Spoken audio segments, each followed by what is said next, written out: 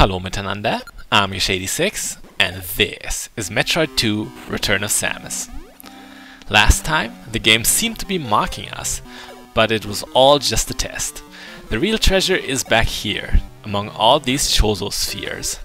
Only one of them is real though, the one on the very bottom between the two blocks. And what does this give us? It gives us the strangely named varia. What does it do?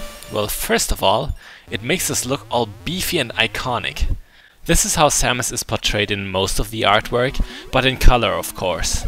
And apart from that, this item makes us take only half damage. That's even better than doubling our health, because it'll stay just as easy to refill. Just recently, I've heard something interesting about the name varia. It is actually a translation error. The item was supposed to be called the barrier. Now, the Japanese would pronounce that word varia. And since they don't know the difference between the letters B and V, the varia was born. Now, I could mock the people involved, but honestly, barrier has no ring to it. So I'm thankful for that. I mean, when you hear barrier, you're like, I got a barrier, whatever. But when you hear varia, you think to yourself, whoa, I have no idea what that is, but it sounds all spacey and mystical. I love it. So that's one of those rare cases where a blunder was for the better, in my opinion at least. But let's get back to what's going on here. If we make our way down this shaft, we will reach what I like to call a Metroid hive. The main population of them is down here, in these caves, and I have to give you some advice here. Don't go here if you haven't picked up the varia yet, or you'll be sorry. Well, you might be thinking the game has been so easy so far, so why all the warning? Well, there are Metroids down here, as I said, and they are no ordinary Metroids. This is our first Gamma Metroid. Gamma Metroids move much quicker than Alphas, deal more damage on contact, take twice as many missiles to kill, and can even create an electric pulse. So they make the weak Alpha Metroids seem even more pathetic now. Yeah, I have to admit that Gamma Metroids are tough. I almost always get hit at least a few times by them, and we also took a good bit of damage this time. But don't expect the Alpha Metroids to die out so soon.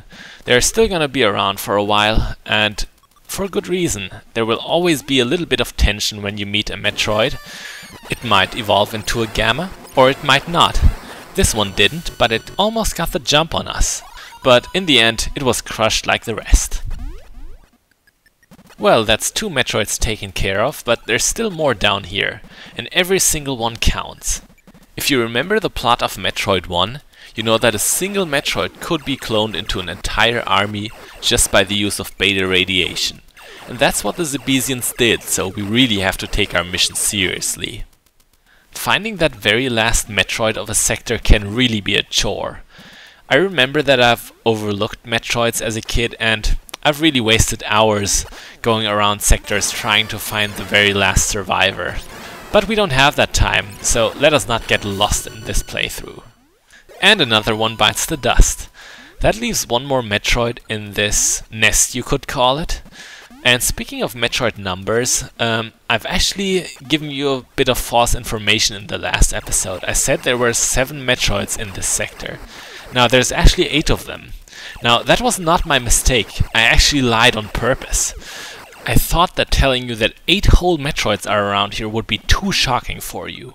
I just wanted to go easy on you, but I think you deserve to know the truth now. With that confession out of the way, we have another Metroid in this sand-filled room.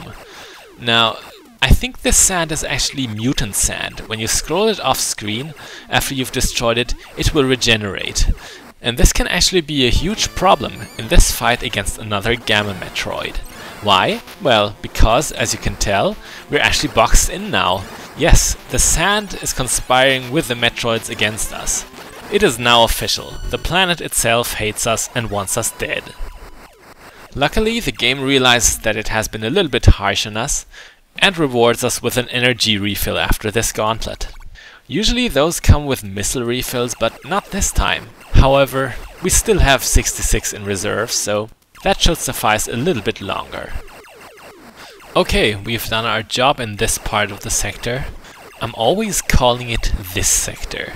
You know, we've had 2 earthquakes, I think we can call it Sector 3. But yeah, we are done here, so now we can return back to the shaft we've gone through before and explore some new places. There really are some unlikely places in Sector 3.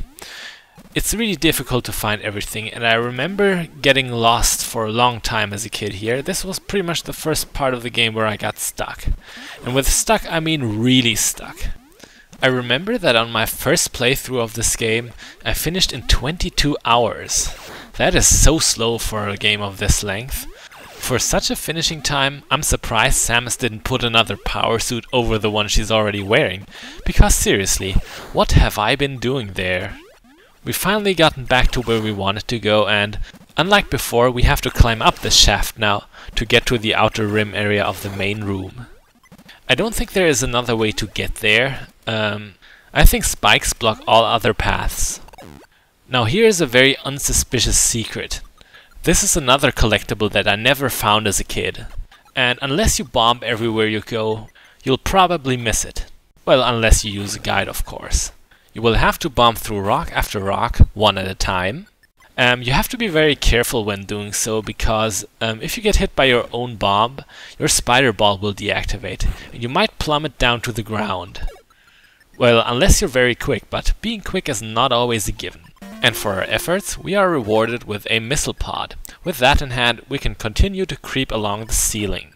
Well, after we've bombed our way to freedom. You might have noticed that if you get hit by your own bomb, you don't take damage or anything, but it does affect you. You are propelled into the air. This is actually a signature technique in Metroid games called bomb jumping. If you can chain together multiple bomb jumps, you can reach places that you otherwise wouldn't be able to. Well, not really in Metroid 2, because the spider ball and another item that we don't have just yet make bomb jumping obsolete. But it is important in other Metroid games, like Metroid Prime. Man, do I love Metroid Prime. To me, that game is the prime example for a 2D to 3D conversion done right. It's different enough to stand on its own, but still expands on the original in a way that you still feel the bond between them. This Alpha Metroid is the typical last survivor. If you're missing one single Metroid, it's probably him, because he is furthest away from civilization. Really takes a good bit of patience to get to him. What's also in this room is another energy refill, only for people who have keen eyes. I want to show it off anyway, even though we didn't need it, because you might. It's possible you might have been on your last breath, who knows. After taking a suicidal jump down here, we can go to the real entrance to the ruins. The majority of the items is located in the upcoming bits. But there's not just goodies down here. Here's another Metroid. This one was still cocooned in its infant form. Very rare sight, only very few of them are like that, but he's still just as easy as the rest. Soon the Gamma Metroids will become the most common form of Metroid, but so far we can still enjoy very easy fights now and then. The oh so precious loot that we're after can be found through this secret area, and yes, the earthquake wants to tell us that we can go Metroid hunting somewhere else, but as I've said it before, we have some equipment to grab down here. So we shall do that first, and then we can hunt. After already going through a fake wall, here's another fake wall. There really is a pattern to how secrets are laid out in this game. It's almost always the same kind of blocks that are fake or bombable. But if you don't know what you're looking for, I think this game is really cryptic. Of course, nowadays, almost everyone knows the basic idea behind Metroid games. So, we have collected a new beam. Let's test it out on Autoed. Well, what we can say about it is that it is very strong. That thing died quickly. But apart from that, I really don't want to talk too much about the wave beam now. I think we really need to see it in action a little bit more until we can judge it. But one thing's for sure, it makes short work of these regenerating blocks. Now right here, the game once again tries to trick us with an inconspicuous illusion, wanting to keep us away from this piece of equipment right through here. I'm not actually sure if it's necessary to get this one to complete the game, but it can't hurt. It's the high jump boots, Now, what might the high jump boots do? I'm gonna let you play Sherlock Holmes on this one, and I'm going to reveal it only on the next episode. But here's a little hint. It has something to do with vertical motion. Tough one, isn't it? After passing through fake wall number 127, we can get another missile pod, and what's even more important, an E-tank. I haven't said it before, but E-tanks are represented in the lower left corner of the screen by black squares. Well, if they're filled, that is. If you've used up an E-tank, it will become white and empty. Hopefully I won't demonstrate that too soon, because that would mean I'd be playing badly. And we don't want that now, do we? Well, maybe you do, I don't know. Well, it looks like we're getting close to the end of another episode again. We've killed quite a lot of dangerous beasts this time. We've also enlarged our inventory a bit, even though we haven't really been able to use a lot of the items that we found. But that's it for this time. I'm Gish86, this was Metroid II Return of Samus, and next time we will plunder these ruins some more. Bis bald!